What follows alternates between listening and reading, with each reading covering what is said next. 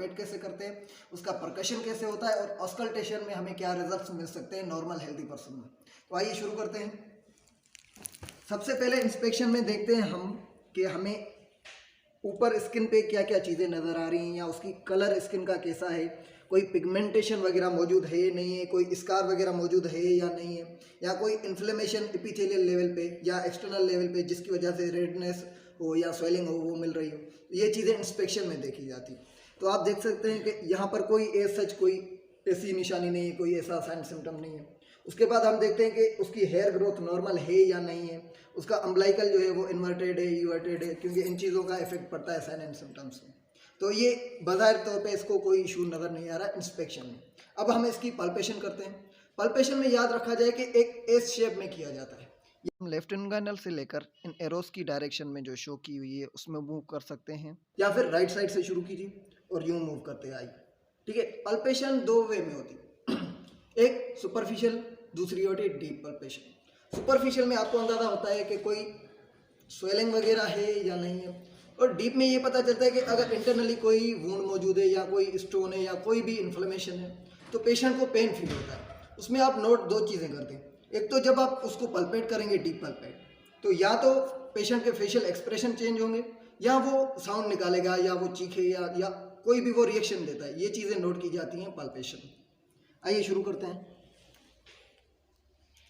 सबसे पहले superficially right इंगाइनल reason, फिर लंबर रीजन, उसके बाद राइट हाइपोकॉन्ड्रियम, फिर एपिगैस्ट्रिक रीजन, फिर अम्बलाइकल रीजन, फिर हाइपोगैस्ट्रिक रीजन।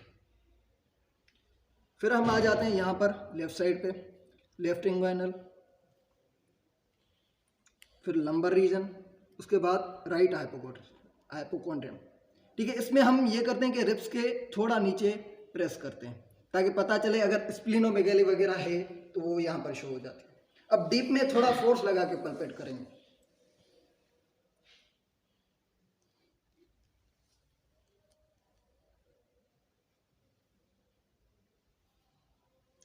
अब ना तो पेशेंट को कोई स्वेलिंग है, ना कोई इन्फ्लेमेशन है, ना कोई ऑब्स्ट्रक्शन है जिस वजह से हमें कोई सिम्टम मिले।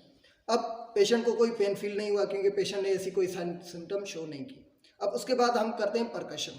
परकशन करने का क्या तरीका है कि एक हाथ आपने रखा और उसकी मिडिल फिंगर को दूसरे हाथ की फिंगर से टैप किया, तो हमें साउंड मिलती है दो किस्म की।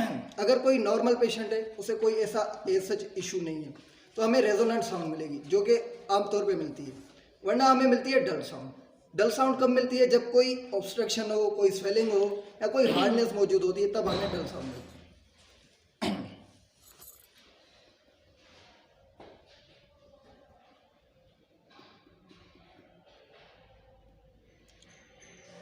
अब जिन जिन एरियाज में होलो विजराज मौजूद हैं वहाँ पर हमें क्लियर रेजोनेंट साउंड मिल रही है, जैसे यहाँ पर बिल्कुल ही रेजोनेंट साउंड। ठीक है, यहाँ पर चूंकि इंटेस्टाइन मौजूद हैं, डिसेंडिंग कोलन मौजूद है, यहाँ पर हो सकता है कि पेशेंट ने रात को कोई फूड वगैरह खाया हो जो आके यहाँ पर स्टोर हुआ है। ठीक है, उस वजह से थोड़ा साउंड हमें डिम मिलेगा, लेकिन इसको हम as a clinical condition consider नहीं करेंगे। अब पल्पेशन के बाद, परकशन के बाद हम करते हैं ऑस्कल्टेशन। ऑस्कल्टेशन में बेसिकली हम देखते हैं कि हमें उसके गट साउंड कितने मिलते हैं, जो कि हमें बताते हैं कि आया पेशेंट को कोई कॉन्स्टिपेशन है या डायरिया है, ये चीज़ें उनसे क्लियर होती हैं।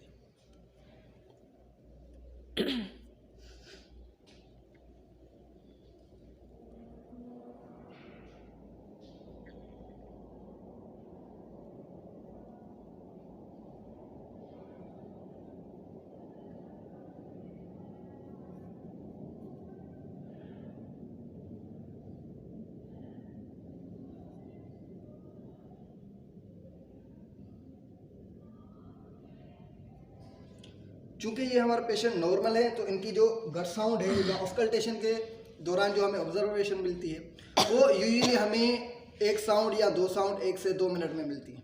लेकिन अगर उसे क्रोनिक कॉन्स्टिपेशन है तो हमें 3 मिनट 4 मिनट बाद कोई एक साउंड जाकर सुनाई देती है, और अगर डायरिया सीवियर कंडीशन में है तो हमें वो गट साउंड जो है 2 से 3 मरतबा भी 1 मिनट में मिल सकती है। होप कि आपको ये चीज़ें समझ में आई होंगी।